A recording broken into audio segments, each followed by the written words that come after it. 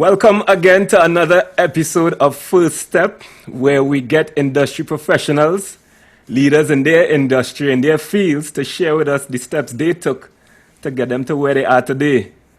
And with us, we have a young brother who might have veteran experience. He is a radio broadcaster on one of the top urban radio stations in the country, if not the top urban radio station in the country, with one of the top morning radio shows. He's also a TV presenter, voiceover artist, event host.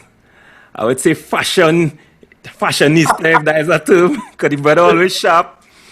And now, probably in his most important role, a daddy. We want to welcome Hans Des Vignes. What's happening, partner? How things? Good. And it's so true, boy. Like your whole world changes the minute you have a child. Where like I heard people talk about it in so many different ways, but everything is just changing. What they thought was important is just no longer important, and it's something that if you're not a parent, you just can't relate. And I actually told someone this recently. I don't think anyone knows true love until you have a child, and people that don't have children don't like to hear it, because I was that person on the other end of that who was telling me I don't know true love just because I don't have a child. I was that guy. Right. But on the other end of it, it's like you don't know true love until you have a child. It's different, because here you have somebody who can't do anything for you. This person can do nothing for you. Right. At the point in time, they can do nothing for you, and you have to do everything for them. That's a different kind of effort. It is. And that's what true love is. Man, I'm glad you took it there initially, in the sense, because for me, understanding spirituality as well became more sharp as I had my children. Because now I almost felt like I could relate to the love God would have for us now. And some of the teachings that we would have, I started doubting conventional stuff. Because of the love I have for my children. I say, boy, if I love my children this much, you can imagine how much God's love for us is in that regard. You know what I mean? And it had nothing them children honestly could do that could change how I feel about them. Yeah. But it will still be the same. It would. But Hans, I want to start off with my first recollection or interaction with you. You probably wouldn't remember this, but this would have been at least 12 years ago. And you were doing a commercial. I can't remember for what company or what brand, but you were doing it at Giandre's studio when he was in K-Pop. Well, behind K-Pop there. And so I was there. I happened to be there because Giandre and I are very close. And I happened to be there at the time, probably just hanging out. And you had a session. And I remember this guy coming in. I don't know if this would have been around you're now getting into media or you were now building yourself. And you came in the space, courtesy, you had good manners, well brought up. I said, well, at least you had some manners. But I said, but this brother, but you came in the space with a kind of ear now. I initially said, but how this man cocky so, boy? But no, in hindsight, it wasn't necessarily being cocky. It may have just been you having a level of confidence in yourself. How your mind was, where was your mind or your personality back then? If you could recall 12 years ago, now getting into the scene, breaking into the scene. I think at that point in time, now it's weird because like when people say, when I now got into the scene, it's a bit different, and I'll explain why after. But I think everybody at some point in time in their career, they feel very confident in where they're at. I remember one point in time in my career telling Lisa Wickham, well, everything I wanted to do, I already achieved everything. So I don't know. I mean, I could die from here and I would be fine. Wow. And she's like, nah, you have plenty to achieve still, because I didn't understand the levels that I could kind of get to now. And that would have been when I was looking synergy. And that point in time was kind of weird, especially in terms of voiceovers, because I remember around that time doing a voiceover for Digicel with Susanna Khan.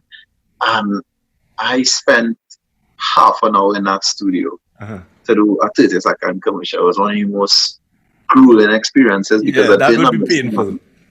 I didn't understand it at the point in time. So that was another thing. I've always been a student to it, to the situations. That time by Giandre, thinking back on it, honestly, I may have really just been in a rush because at that point, when I was doing the synergy thing, it was constant. There was no time that I was not busy because a lot of people don't know this. But other than hosting the scene, I was also producing the scene. Yes. Other than producing the scene, I was also producing Synergy Soca Star. And as soon as Synergy Soca Star finishes, we used to have to start producing Synergy Supermodel. And in between there, I was also doing after he won Soca Star, after Umi won Soca Star, I was also doing some management under Synergy for him. So it was always that, like always on the go, always on the go. And when I first started working Synergy, I was actually working Synergy and working E-Zone Entertainment with Lisa Whitcomb. Right. So I was doing E-Zone work and I have to find time to do the scene, but I have to do E-Zone work. And on weekends I'm working on the radio. So it's always like that, always doing. Wow. And then when I left Synergy, I had a little more time in between that. I was doing radio. Eventually I moved to CNMG for a little while. And I hosted a few programs at CNMG, ended up doing Digital Rising Star after that. Ended up going back to 94 after that. And in between that, I was able to even go back and finish ACCA. So again, like a lot of times in my life, like before this COVID thing, I would say I would have to admit I was always going, and even now, I may not be 100% busy, but it's like I always have something to do. So this kind of slowed me down as much as I would like to be slowed down. Right. But at that point in time in my life, I just feel like I was always in a rush. Like I was always going. And other than that, I playing in parties too. Yes. So that's the next thing. And then playing in parties back then for me, I used to find myself in a scenario where we playing in a lot of parties and collections was a thing. Collections was. Fee? You mean your payment for the Yeah, because a lot of promoters didn't pay on the same night. A lot of promoters didn't do bank transfers as much as they do now.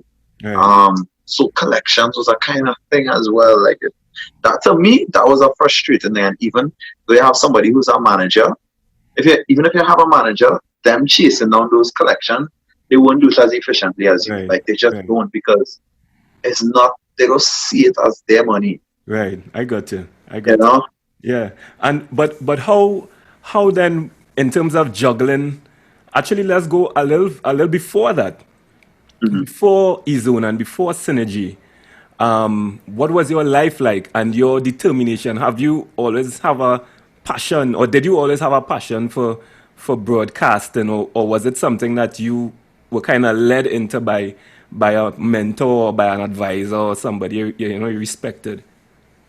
Well, at 13 years old, I started loving reggae and dancehall music, and I asked my mother to let me do some kind of broadcasting course and DJ course, and she sent me by Percy. It's a very young age, I'm by Percy Parker, and my whole secondary school life, I wanted to be a DJ. I wanted to be on television. I wanted to be on radio, and I didn't see it as something that was possible. Because, you have a dream that some people may see as airy-fairy, and then you have a goal. So, like, I was thinking legit of becoming a pilot. And even on my secondary school shirt, I tell the story all the time in inspirational speeches when people come and ask me to speak to students and stuff. On my school shirt, there's actually a writing. Somebody wrote, "Don't ever give up your day job for a job in entertainment." Like, that's what was on my school shirt. That was on my school shirt. And like sometimes I show people, if I knew we were going on here, I'd have brought it. But sometimes I sometimes I show people that for them to understand, like, you really have to believe in yourself. So after secondary school, I joined a DJ group called Militant Crew. Sheldon Felix, aka Flex from Militainment, he was part of that group. Daniel Right. Duff, some other people who also involved in the entertainment circuit, but on the television production side of things. Um, we had this group, Militant Crew. Eventually, we ended up working on 98.9 because Duchess couldn't make it. Duchess actually couldn't make it to a shoot. And I was working in a production company with Timmy Moore at the point in time, visual arts production.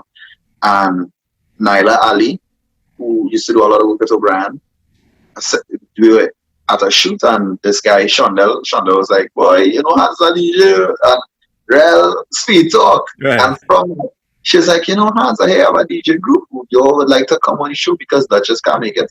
And then from that, got the opportunity to work on 98.9. After 98.9 closed down, O'Brien was doing Party Flavor Talent Face Off, and I went to the audition, got that job. Then 94.1 open, got on staff there, and then from there everything kind of just started happening rapidly because after Party Flavor was on Synergy, Peter C called me and he asked me if I wanted to do the scene, and then when he found out that I work E-Zone Entertainment with Lisa Wickham because I was working E-Zone at some point in time in between there too. Because I didn't get a job that I applied for because I was doing CAT, which is like a precursor to ACCA. Right. I had a job, applied for a job at Hilton, didn't get a job at Hilton, and I went to check Flex and by their studio by Militainment, and they were doing work with the E-Zone Entertainment and Lisa Wickham at the point in time. Right. And Lisa needed help with something, I helped her, and then she hired me. So in between there is like a lot of different things happening at the same time. Right? And this is the thing, like people often make their stories very simple compared to what really happened. There was a lot of different parts happening at the same time. So after I ended up at Synergy, things just started happening more and more. Radio playing out, linked up with Gonzo, and we formed the combination. Right. And from there, things have just been happening, and I've been creating opportunities. I've been able to produce my own television shows, start my own production company.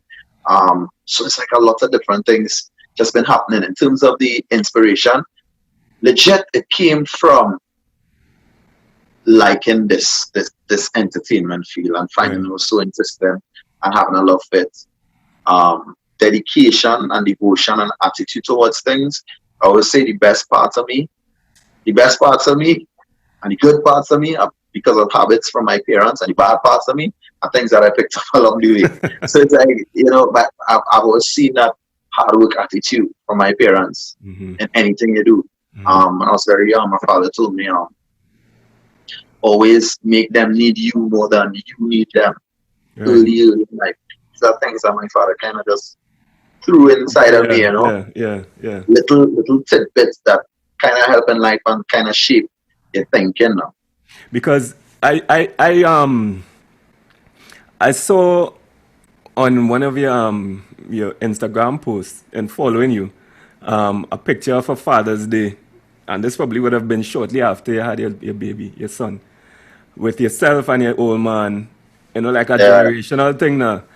And a lot of times who we become as adults, we don't honestly understand how much of a contribution the influencers in our lives, which would have been the primary influencers, the parents, have played now, based on your attitude and those types of things. But you could have, going back to the person signing that thing on your school shirt, sometimes you internalize people's words and the vision for you, and then it's kind of stunt you or kind of determine who you are without you actually even venture. You could have been turned off, I guess.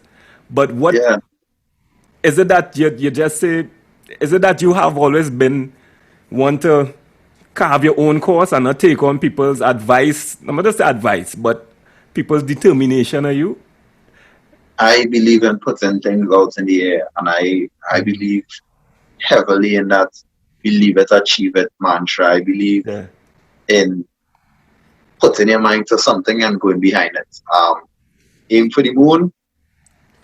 If we don't reach the moon, at least we'll hit the mountains, or Right. at least we'll reach the sky and break the atmosphere, maybe, you know? Mm.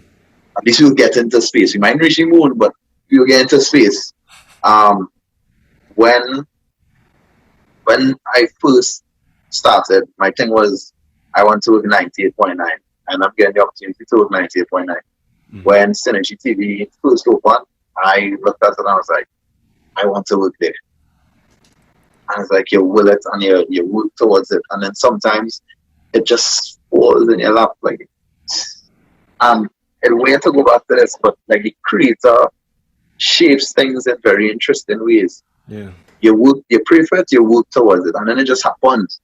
I remember saying to myself, boy, I want to be more of a regional brand, and then one day Kerry Gibbons from Sportsmax calls me and asks me if I want to host secondary schools football, and immediately I am on TVs across the region. Right. You know, like, and then sometimes you try, and there's the thing, sometimes you're trying all these different little things. There's the opportunity right outside the next door that you didn't go through yet, and that person just somebody open it door and say, hey, you want to come through the doors? Because I was trying all sorts of different things. I had a show on Facebook called Movements where we were going to different Caribbean islands and stuff. And that just wasn't it. That just wasn't my way of being more of a regional brand. Like, then Kerry just come and he called me and he's like, hey, you want to do this? And then boom, it happened. Yeah, and so, that's the truth. That's the truth. Because sometimes you're there working, you say, boy, I had this goal, and you set in your mind that this is how you're going to accomplish it. Yeah. And I guess that's important because you kind of probably work out the steps that you would need to take and all that. You figure you know. And for the life of you, it's not going according to plan. And you're saying, but what happening here? And then, as you say, out of the coming in from the left unexpectedly, boom, this thing has fallen in your lap. Coming in from the left, far left field. Yeah. From the far left, that ball coming. But that's just it. I myself have, had a lot of plans. And, you think you want to accomplish this, you want to accomplish that.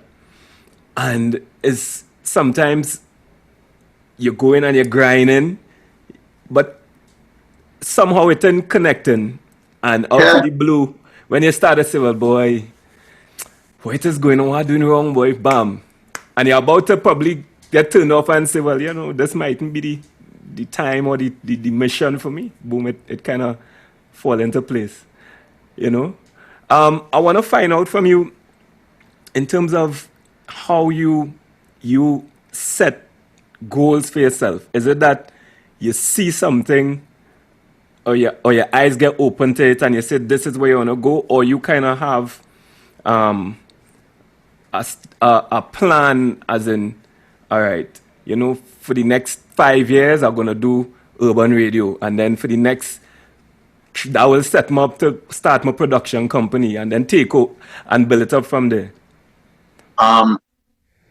For me, yeah, I do a lot of that. A lot of setting goals. Say, all right, well, from 5 years from now, I definitely want to be off of urban radio.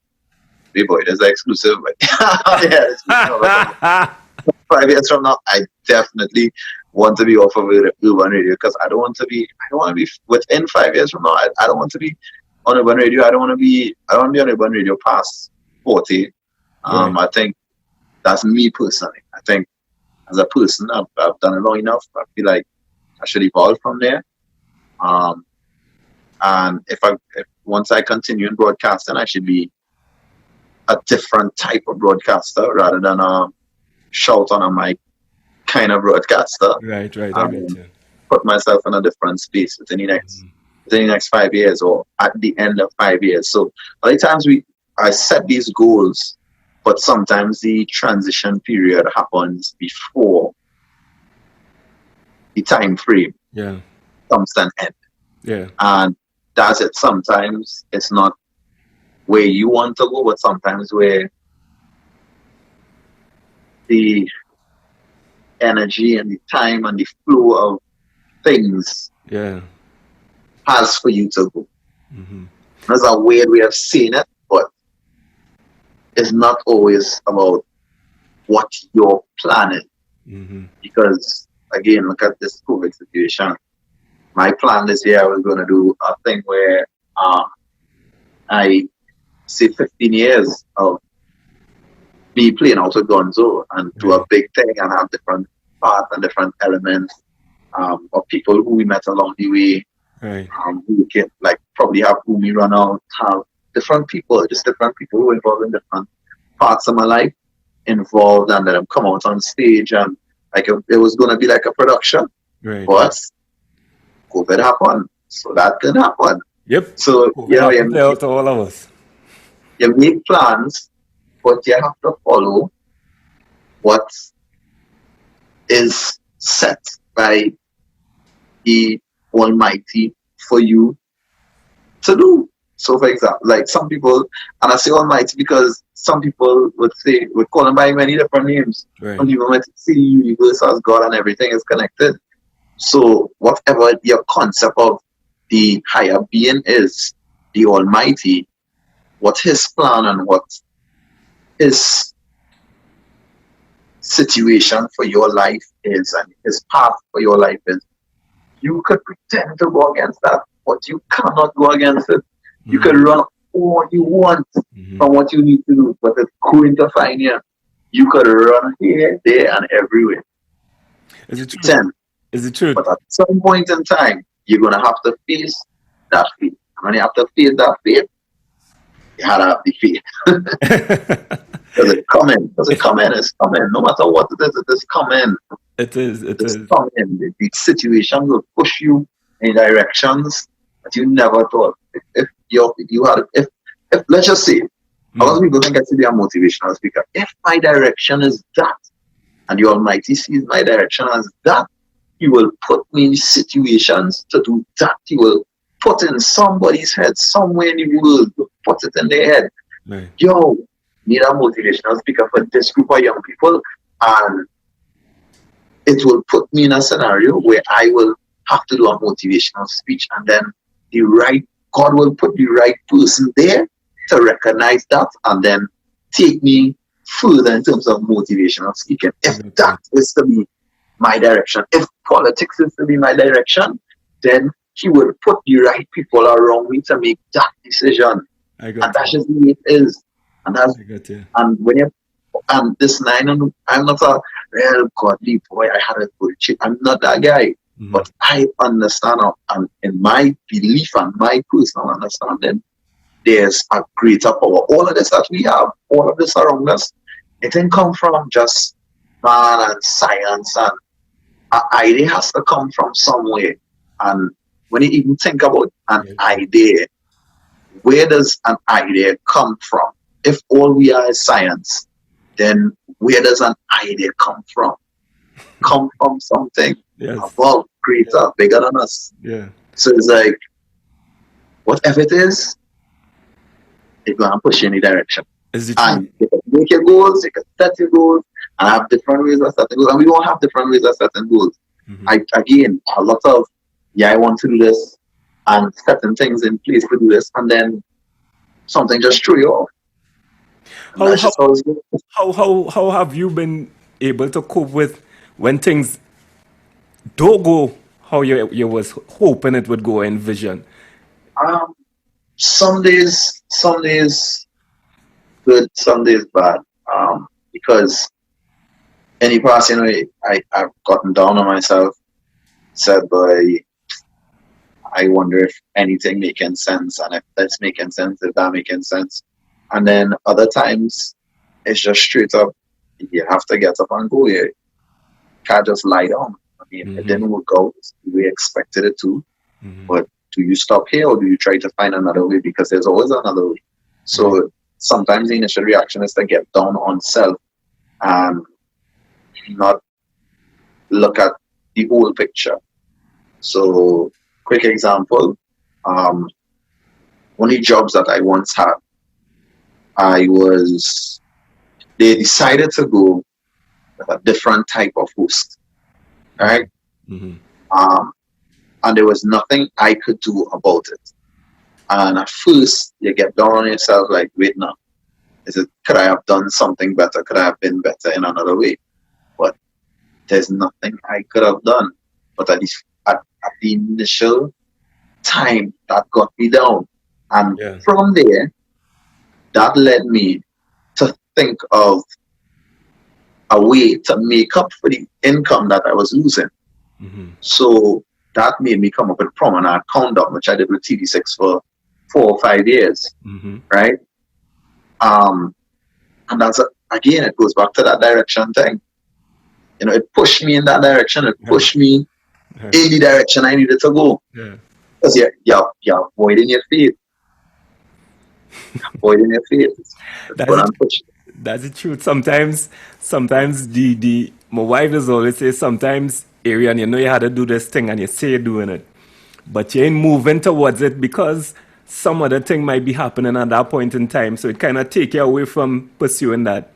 And then she says sometimes the universe has had to kick you to act now and follow, Yeah. to follow what it is you had to do, you know. And it might seem initially, oh God, boy, it's the end of the world, boy. What going to do thing? Because that has happened to me as well. Situations came up where I was like, wow, how are coming out of this? And this is not what I had in mind, you know. But moving from that, other things opening up. In terms of you being creative, in terms of your producing of shows and coming up with these concepts, how has that process worked for you in terms of coming up with the ideas? Is it that All it right. So uh so a few things with with the ideas. Um, Sometimes there's somebody right on the outside, somebody right on the outskirts, a friend says something as simple as, boy, you remember when we used to have this? And then you say, it would be nice to bring back something similar. But you know what? If I had to bring it back, I'll do it this way and that way and that way. And again, the Almighty throwing it in place, putting all the factors in play for you to do what you're supposed to do. And that's it. It's that simple. People around you, etc. Just make sure you set the stage. And all you have to do is walk out and say hello. But again, so with reference to like Promenade Countdown, Right. I use that because it's the easiest example and it's the most familiar example for a lot of people. right. We knew in the past, Nikki did Promenade in the morning, Rachel did Promenade in the morning, and TV6 tried some other times without either of them.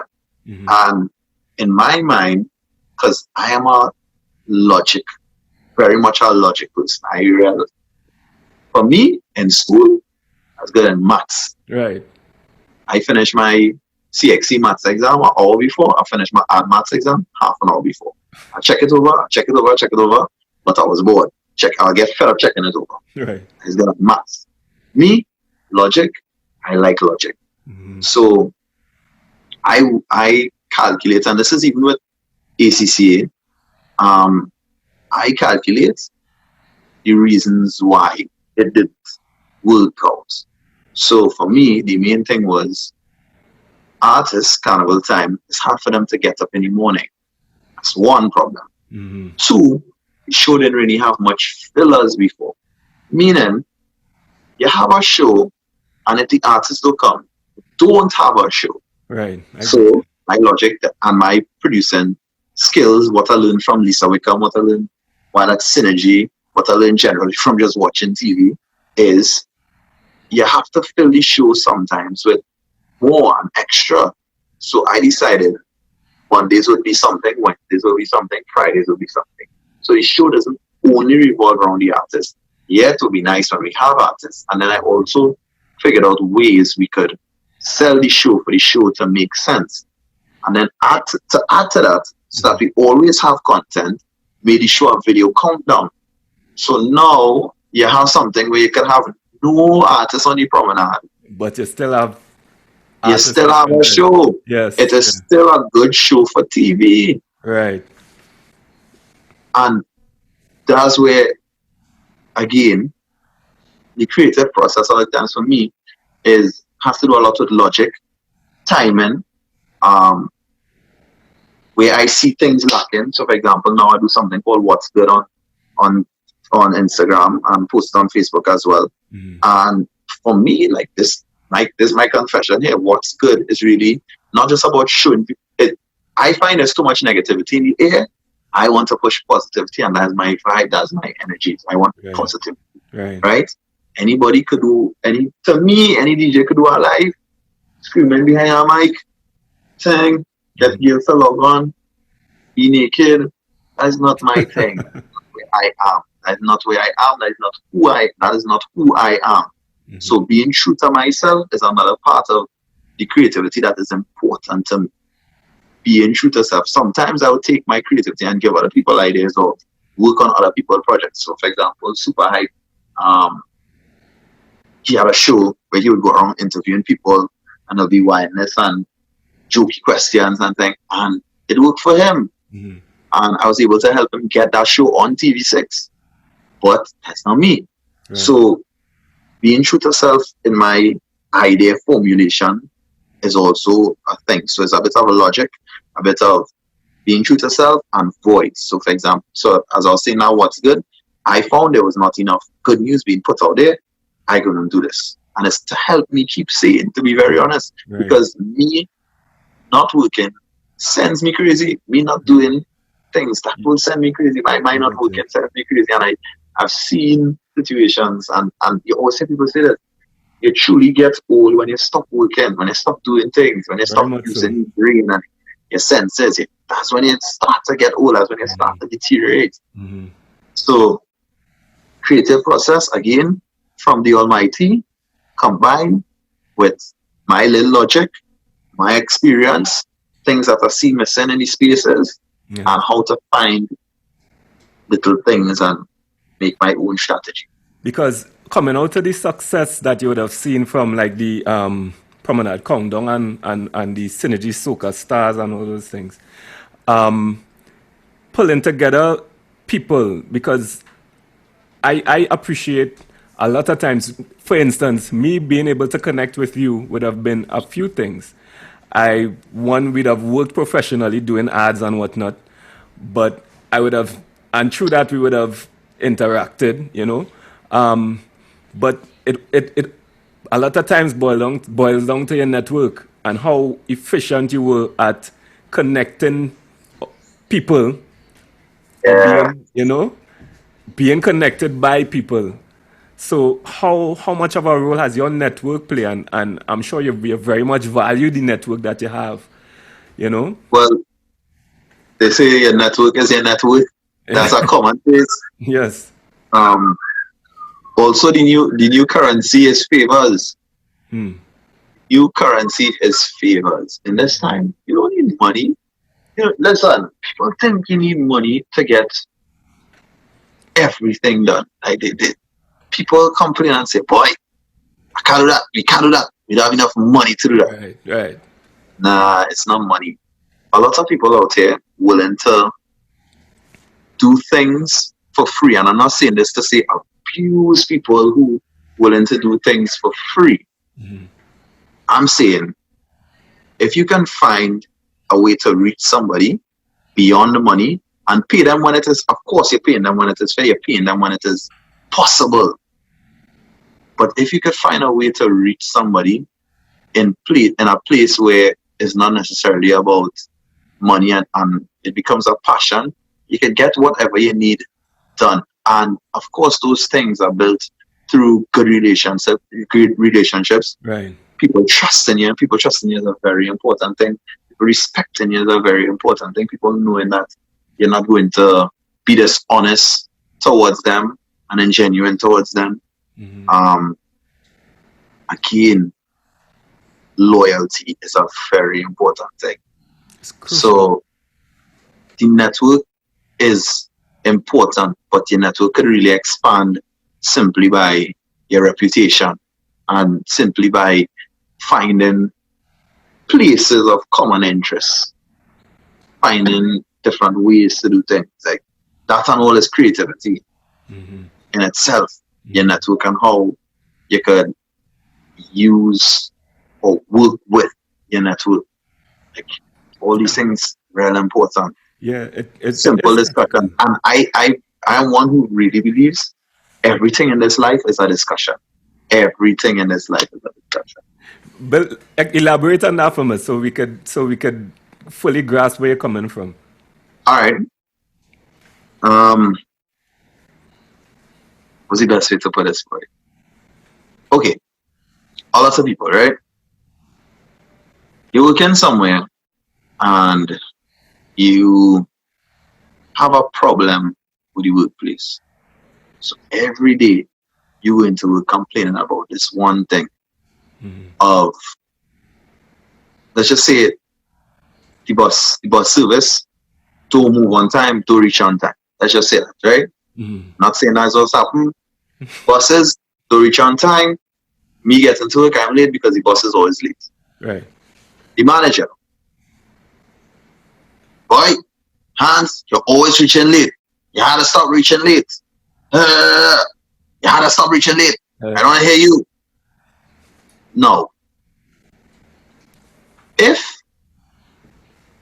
that employee was to be able to reach the manager and have a discussion about, you know what, I can't reach on time, but I could leave later. That is a discussion. If the employee and the manager discuss something, they could figure out a different solution than taking the bus. Everything in life and every solution is just a discussion. And a lot of the times, we just don't have the discussions. People have problems in work. People have problems in different work environments because they never have a discussion. Something as simple as, yeah, man, you're shaving over the sink. You're leaving here in the sink every day.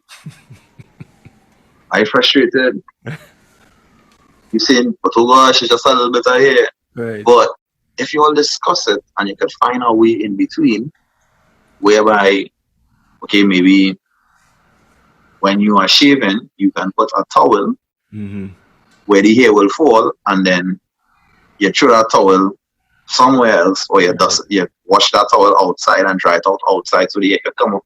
Whatever it is, everything in life is just everything in life that requires a solution can happen most times through a discussion. Yeah. And you see it with world leaders and bigger problems. Sometimes the solution is so small, but it's just for us to find a way to have a discussion and a civil discussion. Yeah, and what happens a lot of times, even to elaborate a little bit on that, I have had certain times where I was feeling apprehensive to speak to someone on something. And this could have been an opportunity, like in business, for instance. You know, you might watch somebody and say, "Gosh, boy, I could talk. How I go be able to talk to that person, boy? That person is so and so, boy. They might not give the time of day, you know." And by me throwing that aside and saying, "You know what? Let me try. Let me just move forward and see what happened." Boom! It opens, as you say, discussion, and it opened up an opportunity for me, and I could have just stay quiet and be like, "Oh God, boy," and nothing come out of it, you know, which has happened, literally has happened to me many times, you know. I wanna, and so moving from there, I actually wanna ask now, is there anything that you are intimidated by, or sometimes get bogged down by fear to act on? So parties,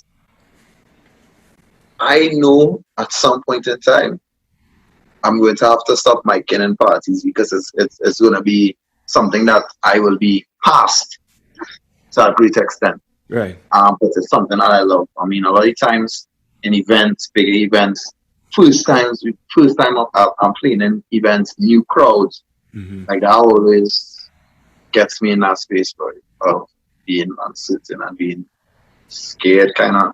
Are you serious? So yeah, no, because it's difficult. It's difficult Wow. because you could do one bad thing. You could do all the good things in the world, and Yeah. all the time to do good things, but one bad thing could throw you off so bad. It Yeah, could yeah, yeah. put you Especially on a bad with a place, Trini audience. and especially with social media being the way it is now and make a meme out there, that kind of thing. Yeah. You know, so you go in with that nervousness, but once you start,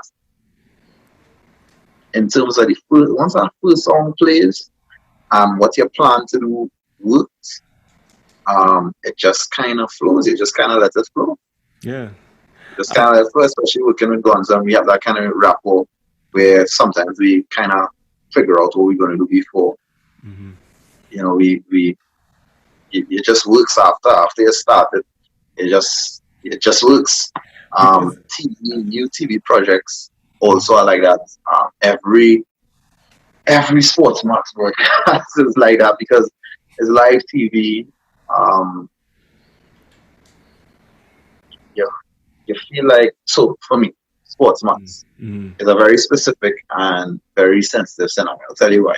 Mm-hmm. When I've done work for sports max, even when it's like the Marshall Montana broadcast for Marshall Monday or Cash Tuesday on the Rocks, Mm-hmm.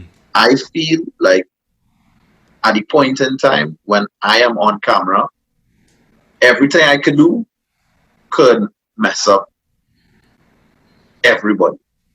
So at that point in time, it is all on me. All the work that went into setting up, all the work that went into organizing it, I could mess it all up if I don't take and understand my responsibility. And it's the same thing with radio. One announcer on a radio station say the wrong thing on one day within 2 seconds could make a radio station lose their license.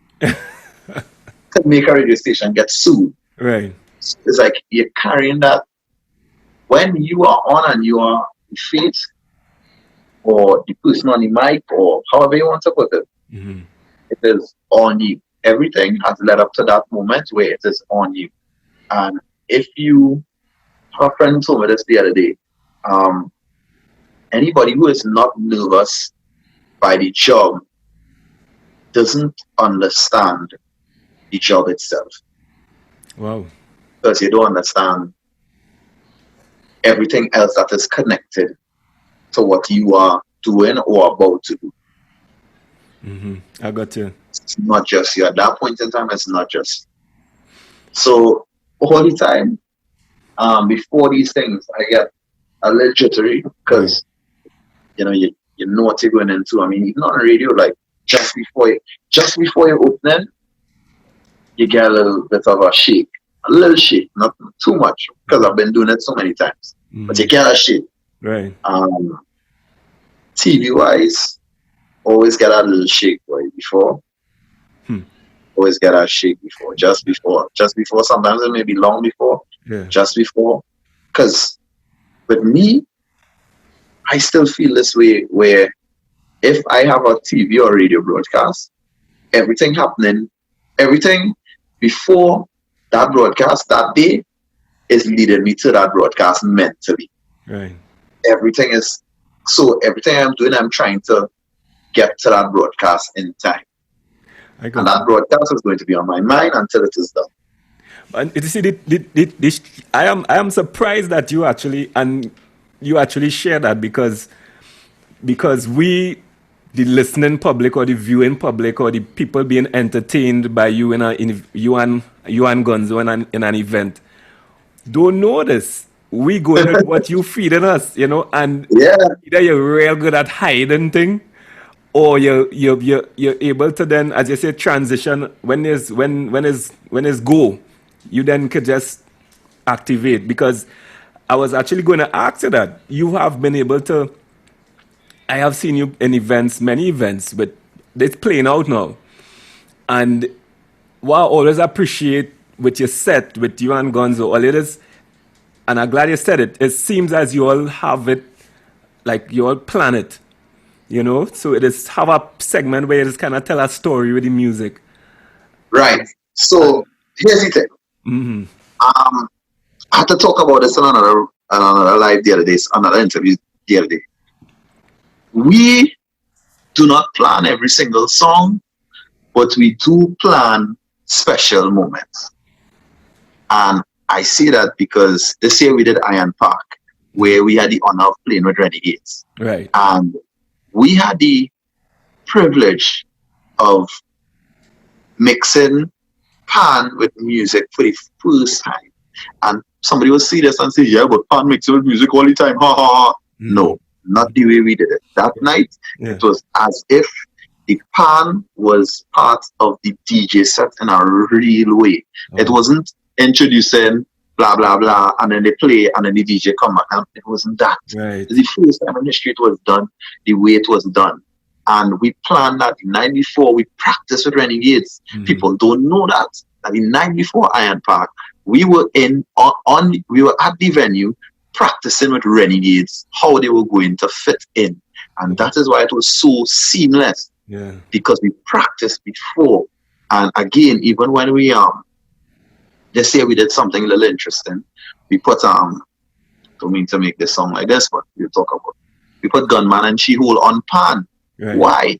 Because in my mind, I was like, everybody have this big problem with Gunman and She-Hole, whether it should play, whether it shouldn't play. Blah, blah, blah. I was like, wait, you know what? If I put Gunman and She-Hole on pan, nobody could argue with me. I satisfy both sides because the people who are on tradition, they can't be upset because this is pan. And the people who want to hear the ratchet in the party, this is you. Right. So everybody happy with one simple action. Again, logic. Right. But that to say, we plan certain moments in our sets. We plan, a lot of times we don't plan song for song, but we plan the moments that we want to create. So for example, the first time we played Royal Castle in Great Fete, the first time it was ever done, it was a setup. There were things before that. There were songs before that that led to that. There was song after we did that. We knew we were going into a hard soca session with real vibes to change that, even if it wasn't on that Royal Castle thing. But we planned those moments, and everybody who has played Royal Castle in parties after, they have, like, every time I hear it or every time I hear somebody talk about it, they have not done it well because they didn't take the entirety of the idea and the creation of the moment. Instead, they just took one part of it, the peak of it, and say, well, it will work. And now it's something where promoters saying, what stupidness you coming to play Royal Castle in my with Tom? Yeah. So again, it's like a plan process, and that same plan process goes into the TV shows. That same plan process goes into radio, right? Before radio, 9 out of 10 times I know what I'm going to talk about on radio. I have about 2 or 3 topics. If it's going to be a topical show, I have 2 or 3 topics lined up that I can touch on. Right. And I can discuss. Sometimes I may read a new story and it may push the topic in a different direction and I will go with that topic. But for the most part, I already know. Before I reach on a radio station, I know the structure of the shift. I know. That's very interesting because I am listening to you whenever I touch in on your morning show from time to time. I always find you have a kind of, for an urban radio station, right? And Boom Champions being what it is, which is probably the most urban radio station in the country. You're hardcore urban. Your perspective or your voice is be so not necessarily counter what you would expect of the station itself, but it still fits now. So I wonder if this fella does be planning this thing, boy, because sometimes, again, as I say, sometimes I have things, but I know, and that's another thing, being able to maneuver, being able to pivot. I think that's very important in anything you're doing. You have to be able to pivot. You have to be able to pivot. When something happens, you move to the left, you move to the right. Because you could plan. And this is the thing. So, that night Devon Matthews died in Try,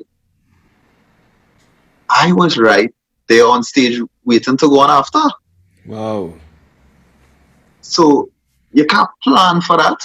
You can't plan for that to happen. You're not going to expect that to happen. But that's how you deal with it. And you can't approach things the same way when situations happen that that require a different application. So let's just use the current. The Black Lives Matter protests happened in the Queen's Park Savannah. You cannot go on radio the next day and then act like that never happened. You understand? You might want to talk about what age is too old to have party balloons. Mm-hmm. But you can't go on radio and talk about that after that happened. Right. You can't. You can't. You can't. I mean, K Lion just passed as well. God rest his soul. You can have all the plans you want, but the day after K Lion passes, you need to go on radio and you need to find some way of making that part of your delivery and view the importance of it. Things happen. Like COVID-19 happened. Legit, we have had different scenarios that you cannot pretend do not exist. Like the situation with the teachers. You can't go on radio and pretend like that's nothing. What are you talking about? You have to talk about it. Some way, somehow you have to mention it. You have to talk about it. People have to people want to get a voice in on things. And that's the thing. I guess as a professional you have to continuously be, I suppose, living it.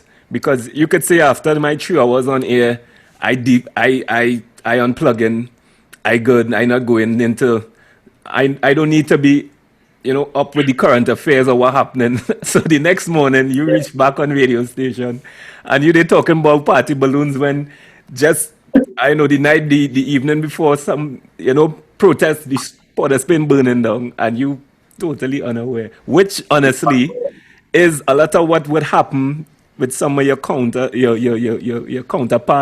in radio. And that's why people say what they say, and that's why a lot of the times people discredit the radio announcers, and it's bad because sometimes it's a weird dynamic. Sometimes program directors don't want the announcers being too hardcore on issues or even having a voice on issues. So they so a lot of people play this very flat, very acceptable game that just misses. Because in the time we live in, I saw somebody say this, the time we live in, comedians are telling the truth and talking about serious messages, and you have politicians and news media doing things that are jokes. Yeah, I think I saw that post there. Yeah, I saw so true. That. And there is a level of truth to it, and some news people are going to be very offended by that, but there is a level of truth to it. So again, we have to be aware as broadcasters how it affects not only the radio station, but how it affects our personal brands, because people are going to look at you. People are watching. Like, let's not pretend.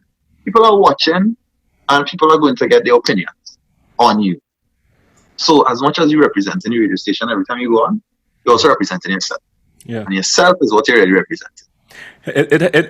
What I wanna find out from you, what were moments where you say, boy, Hans, boy, in retrospect, you could have do this different, you could have handled this different. Every single day and every single time, I go back into different things that I would have done that day or on that broadcast and figure out how it could have been handled different, reassessing if I did well or if I covered the best possible way. And funny enough, that comes from making mistakes. 9 out of 10 times, if I out playing with Gonzo and the mixer cut off for some reason and I hear the song, I could troubleshoot very fast because there have been many scenarios where I touch buttons on the mixer and it just cut off or get just the song not coming through. Because we've had errors, we've made mistakes. On radio, I've made mistakes. With scripts, I've made mistakes. So I learned how to counter the mistakes because you thought about it. You thought about it, a mistake happened, you probably didn't react the best way possible. So you figure out how you'll counter the next time, and you're consistently doing that. Because you're going to make mistakes. You are going to make whatever it is you're doing in life, you're going to make mistakes. And you always wonder about the counter. Always. Yeah, that's important. And a lot of times we feel or we expect so much of ourselves that you think, well, boy, how I could you think you look at mistakes as failure then. I fail. And Well, for me, I used to look at it as that, but now I see it more as opportunities to learn. wow. I guess maturity too. Yeah. You see it as opportunities to learn. You don't just see it as a failure. You only fail when you stop trying. It's true, very true. So I watching the time, and I know we've been rapping for a little bit, but I have a few questions that I'll throw out to all the guests. Right? You being Hans now, the 2020 version of Hans, with all this wisdom and maturity and understanding, and having to counsel or to mentor the 2000 or the 1997 version of Hans, what would you be telling him? What would you tell the younger version of yourself as he's getting ready to start off himself? I don't think I'll tell him anything. And as he should, I don't think I'll tell him anything. O'Brien once told me he don't like to correct me because I take the correction to the extreme. I would take the correction to the extreme too many times. And when all that was required was a minor adjustment.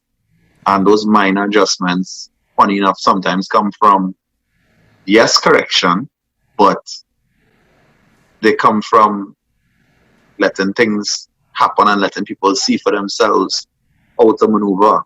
A lot of it, like people say, what you would change and stuff. I wouldn't change anything. I wouldn't change anything. I wouldn't tell myself anything, go down any different roads. No, I would tell myself, if I have to say anything, do what you feel is right. Right. But that and all might give a different path and a different result. So I'd rather say nothing. To my old self, I'd rather say nothing. Boy, just do you. Yeah. I'd say, hey. I just say hello. Respect. Yeah, look. Nah, I wouldn't. Wow, that's interesting. Nah, I wouldn't tell my old self anything. I'd let them be. I'd watch, I'd observe. Okay. I like that. I wasn't expecting that at all, actually. Say, well, boy, don't go so, because, and then you don't know, sometimes it's one little move to her hands that could change your whole outcome of your life, Of course. One small, like I tell people this, if I had gotten that job at Hilton, I would have never been in entertainment. Definitely. Never. I'd be working a job as an accountant today, and most likely been stressed out of my mind. I may have been making more money, but I'd have been so stressed. Wow. Because legit, if I'd gotten that job in Hilton, not getting that job in Hilton, and going by Lisa Wickham and ended up working E-Zone Entertainment, that changed my life. Wow. And one action changed my whole life. If I'd gotten that job, and the job came out to me in 1 year in Hilton. Wow. If they had given me that job over that year, my life would have taken a completely different course. Wow. Totally. And that's just it. Sometimes you don't know, you just go about your way. That's two people at the point in time. That's two of us, me and this kid. We're going out for the same job. That one move, different course. She got through and you went on doing the rest of your life. Wow. That's serious. All right, so the final question, and this is something I call the playbook, right? The playbook is the steps you would take from one to how much ever, right, in your journey, right? So the steps that you think would be necessary for somebody to realize the goals. however they determine it. What would your playbook be for success? One, trust in yourself and trust in your ability. Two, know your ability, know your limitations, know your strengths. Have faith. Mm-hmm. If something is what you want, don't let anybody tell you you cannot achieve it. Because quite often when people tell you that you cannot achieve something, it is because in their own minds, they do not believe that they can achieve the same. So their denial of you is really a reflection of their denial of themselves. Be willing to learn from those who already have made the mistakes, and just go for it. Just go for it. 100%. Wow. Well, boy, Hans, I really appreciate you taking the time and sharing with us, because I mean, this would have been relatively short notice, but you answered the Yeah, call, and I really, really, really, really, really appreciate the fact that you were able to come on and say, "Yeah, Arion, no problem, I'll do it." You know, yeah, man, and you shared so much with us. I think, it was good. Good vibes. yeah, it was a vibe, it was a vibe. I really, really appreciate it, and I'm looking forward to see what's within the next 5 years, to see what happening, because you done let the cat out of the bag a little bit. So Who knows? It may be less. who Who knows? knows? Exactly, exactly. But Who Hans, knows? again, It's, like I say, COVID put a lot of people in different directions and pushed a lot of us in different directions. So who knows where it will push me? for real, for real. Man, Hans, I really appreciate you making the time to share with us on First Step. Thanks so much, my brother. Stay blessed, yeah? Yeah, man. Blessings. Love you. Respect.